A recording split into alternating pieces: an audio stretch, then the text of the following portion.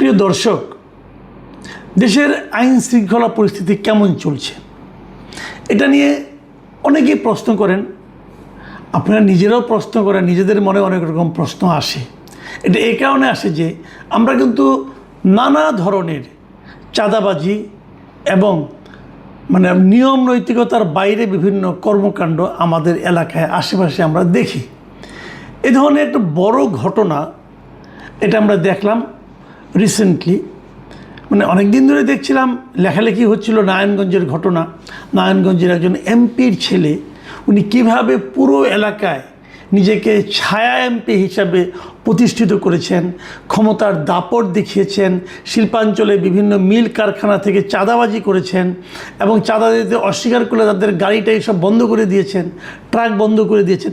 এ ধরনের নানা ঘটনা তাকে কেন্দ্র করে কিন্তু অনেক দিন ধরে ঘটছিল, পত্রপত্রিকায় আসছিল, মিডিয়ায় আসছিল, কিন্তু উনি ছিলেন ড্যাম কেয়ার, উনি পাত্তা দিতেন না। উনি একাধারে ওখানকার লোকাল এমপির ছেলে, আবার অন্যদিকে উনি যুবদলের একজন জেলা পর্যায়ের নেতা। তো বিরাট পাওয়ারফুল, ওনার মতো উনি চালাচ্ছিলেন। আমরা দেখলাম 21 তারিখ রবিবার ওনাকে পুলিশ ধরলো, আটক করলো। গ্রেফতার করেছে এমনটি শুনিনি, আটক শুনেছি। ওনাকে আটক করা হয়েছে বসুন্ধরা থেকে, আটক করে নিয়ে যাওয়া হয়েছে নারায়ণগঞ্জে নিয়ে যেয়ে আবার ওখান থেকে ঢাকা ডিবি অফিসে নিয়ে আসা হয়েছে জিজ্ঞাসাবাদের জন্য। এই খবরটাও আমরা চাওর হয়ে বিভিন্ন মিডিয়াতে এসেছে, আমরা দেখেছি। কিন্তু এরপর আমরা কি শুনলাম যে ওনাকে নাকি 12 ঘন্টার মধ্যে ওনার কাছ থেকে একটা মুচলেখা নিয়ে ওনাকে ছেড়ে দেওয়া হয়েছে। পত্রপত্রিকায় এতটুকু নিউজ দেখেছি। আচ্ছা, ওই মুচলেখায় কী লেখা আছে? উনি কি লিখেছেন? উনি কি লিখেছেন যে উনি আর চাঁদাবাজি করবেন না? উনি কি লিখেছেন যে উনি ভালো হয়ে যাবেন এখন থেকে? কিন্তু আমার প্রশ্ন হলো, কেন লিখেছেন? উনি কি লিখবেন আসলে? এবং যা লিখবেন তা কি পালন করবেন আসলে? আপনারা সবাই জানেন এই ধরনের ঘটনার আসলে কি হয়। যেটা হয় সেটা হলো, বাবা এমপি, মাথায় রাখবেন, উনি আইন প্রণয়নকারী এবং সরকারি দলের এমপি, তো ব্যাপার স্যাপারই আলাদা। এবং ওনাকে মুচলেখা যেটা দিতে হয়েছে, আমার মনে হয় এটা হলো কেবল মুখ রক্ষার জন্য, এর ছাড়া আর কিছুটা। কিন্তু এটাও হয়তো দিত না যদি আর কি ওনাকে গ্রেপ্তারের পরপরই আমরা দেখলাম যে যুবদল যে কাজটা করেছে, যুবদল তাকে সংগঠন থেকে বহিষ্কার করে দিয়েছে। সংগঠনের তাকে যে কোনো পদের থেকে তাকে বহিষ্কার করা হয়েছে যে উনি যুবদলের সদস্য আর থাকবেন না। এখন উনি যুবদল থেকে বহিষ্কৃত, তার মানে দল ওনার ব্যাপারে কিন্তু কোনো নমনীয় আচরণ করছে না। দল বরং ওনাকে প্রত্যাখ্যান, নিজের লোক হিসেবে মানতেই রাজি হচ্ছে না, তাকে বাদ দেওয়া হয়েছে। সম্ভবত এই কারণেই পুলিশ তাকে কী করেছে আমি জানি না, এবং অন্যদিকে অন্য ঝামেলা হয়তো থাকতে পারে, এগুলো ঘটেছে।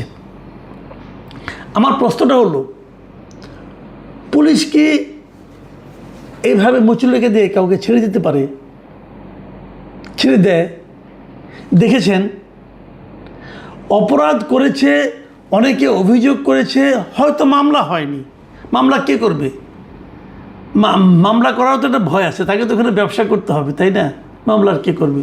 হয়তো মামলা করেনি, অভিযোগ করেছে। অভিযোগে যারা করেছে তারা হয়তো পাওয়ারফুল বড় শিল্প প্রতিষ্ঠানের মালিক, তারা হয়তো পুলিশকে বলেছে, পুলিশ তাকে ধরে নিয়ে এসেছে। তারপরে তো পুলিশ চিন্তা করেছে মামলা দেবে কি দেবে না, দেবে কি দেবে না, এরকম চিন্তা ভাবনা হয়েছে। এবং তারপর ওদিকে আবার তার হয়ে তার পিতা অথবা তার পিতার বন্ধুবান্ধব অথবা তার বন্ধুবান্ধব, প্রভাবশালী লোক তো এরা, নানাভাবে ফোন এসেছে, টেলিফোন এসেছে, তদবির এসেছে। শেষ পর্যন্ত পুলিশকে কিন্তু এটা আপোষ করতে হয়েছে, তাকে সারা ছেড়ে দিয়েছে, একটা মুচলেখা নিয়ে ছেড়ে দিয়েছে। কিন্তু আমার কথাটা ওইটা, আইনগতভাবে পুলিশ এটা পারে কি না। প্রথমত এই কথা, যদি পারে তাহলে সারা দেশে এই ধরনের ঘটনা আমরা প্রায়ই দেখি না কেন? কারণ যদি মুচলেখা দিলে সে ভালো হয়ে যায়, একজন দুষ্ট লোক যার বিরুদ্ধে অভিযোগ আছে আরেকজনকে পুলিশ এরকম ধরে এনে মুচলেখা নিয়ে ছেড়ে দেখ, এরকম ঘটনা কি আপনারা প্রায়ই দেখেন? আমি কিন্তু দেখি না। আর 2 নম্বর হলো, যদি তার বিরুদ্ধে মামলা হয়ে থাকে তাহলে তো পুলিশ ছাড়তেই পারবে না, তাকে তো আদালতে সোপর্দ করতে হবে। সম্ভবত মামলা হয়নি, এই ব্যাপারটা আমি কোনো মিডিয়াতে ভালো মতো পড়ে আমি এটা পারলাম না, আমি এটা পেলাম না। এখন আমার প্রশ্নটা হলো, যুবদল যখন তাকে তাকে দল থেকে বহিষ্কার করে দিল। তাতে কি প্রমাণ হয় যে তার অপরাধের মাত্রাটা বড়সড়। তাতে এও প্রমাণিত হয় যে যুবদল তার সম্পর্কে এর আগেও একাধিক বা নানা ধরনের অভিযোগ পেয়েছে আমার ধারণা। তা নাহলে যুবদল সঙ্গে সঙ্গে তাকে বহিষ্কার করে দিল, যুবদল তার এত কাঁচা কাজ করবে না। তার সম্পর্কে আগেও অভিযোগ পেয়েছে এবং সেই সমস্ত অভিযোগের প্রেক্ষিতেই তাকে হয়তো এই কাজটা করা হয়েছে, তাকে দল থেকে বহিষ্কার করা হয়েছে। ঠিক আছে এটুকু। এখন যদি বড় ধরনের অপরাধ করে থাকে তাহলে মামলা হলো না কেন? যদি সে বড় ধরনের অপরাধ করে থাকে তাহলে জিজ্ঞাসাবাদের কী আছে, মামলা হলো না কেন? মামলা হওয়া উচিত ছিল, সেটাও হয়নি এই ক্ষমতার দাপটের কারণে। দেখুন, আমরা প্রায়ই বলি, প্রায় কিন্তু আলোচনা হয়, এই যে এত অপরাধ হচ্ছে, এই অপরাধগুলি কেন হচ্ছে? অনেকে বলেন অপরাধ হচ্ছে এই কারণে অপরাধের দৃষ্টান্তমূলক কোনো শাস্তি হচ্ছে না। এটা একদিকে ঠিক, আবার আরেক দিকে ঠিক না। ঠিক না কেন?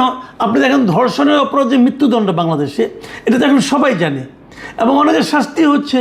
এই যে কয়েকদিন আগে দেখলাম যে পল্লবীতে মিরপুরে রামিসা নামে একটা শিশুকে ধর্ষণ এবং হত্যার পর তার দ্রুতত মৃত্যুদণ্ডের আদেশ হয়ে গেলো, বিচার হয়ে গেলো।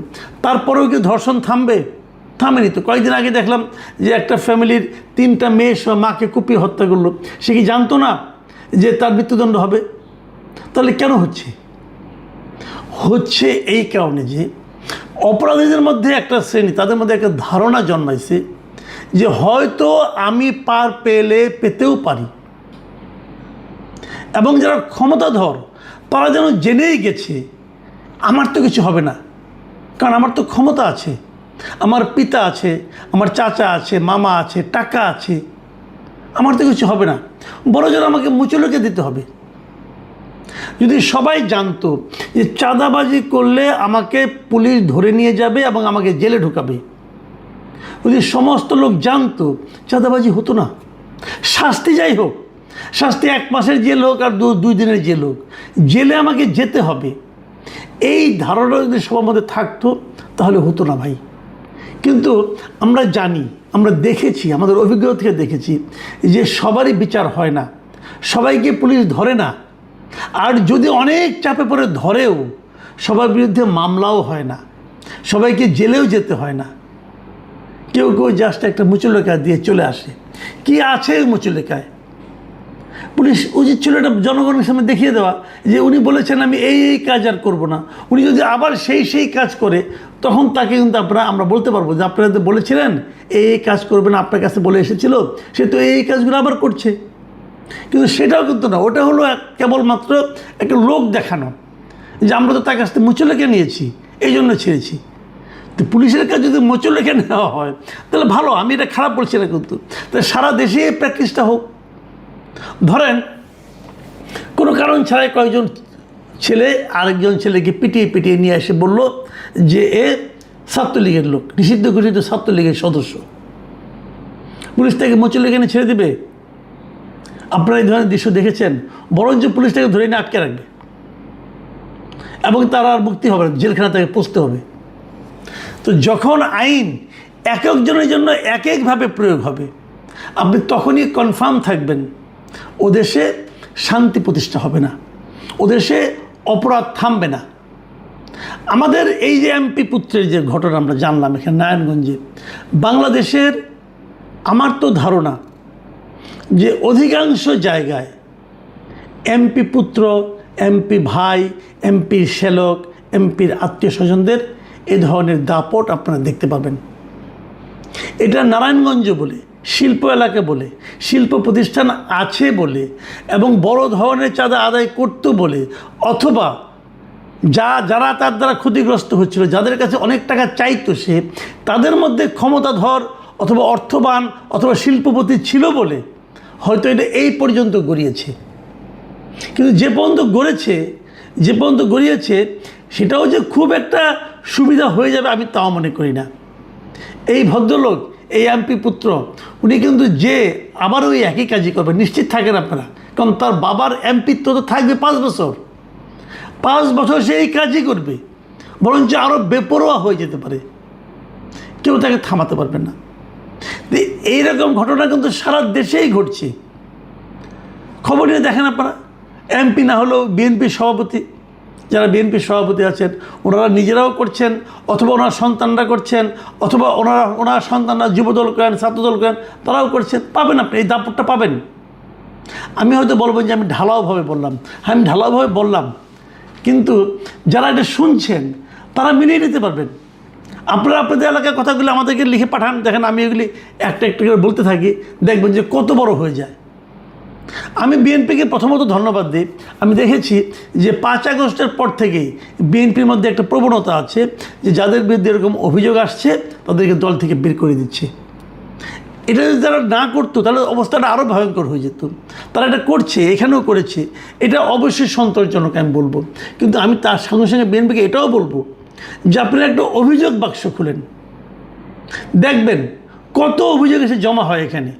এই ধরনের মন্ত্রীপুত্র, এই ধরনের এমপি পুত্র, এই ধরনের নেতা পুত্র অথবা ভাই অথবা আত্মীয়, এদের ব্যাপারে কত অভিযোগ আপনারা পান। একটা অভিযোগ বক্স খুলেন, এটা খোলা তেমন কোনো কঠিন না। আপনি একটা অনলাইনে একটা ইমেল অ্যাড্রেস দিয়ে দেন যে এখানে সবাই তাদের অভিযোগগুলো জমা দিতে পারবে। ডকুমেন্ট সহ চান, পেয়ে যাবেন ভাই। সোজা কথা হলো যে কথাটা বললাম, যে আইন যদি সবার ক্ষেত্রে সমানভাবে প্রয়োগ না হয় তাহলে আইনের শাসন কায়েম হবে না। এবং নতুন সরকার এসেছে 4 মাস হলো, আমরা কিন্তু এই ধরনের ঘটনা দেখতে অলরেডি শুরু করেছি। আমরা বুঝতে পারছি যে আইন সবার ক্ষেত্রে সমানভাবে প্রয়োগ হচ্ছে না। প্রিয় দর্শক, এখন এ পর্যন্তই। আল্লাহ হাফেজ।